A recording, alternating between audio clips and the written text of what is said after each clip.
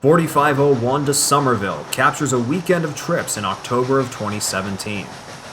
The historic 282 operates from Chattanooga, Tennessee to Summerville, Georgia over Tennessee Valley Railroad Museum trackage, then south on former Central of Georgia trackage on a round trip of over 100 miles.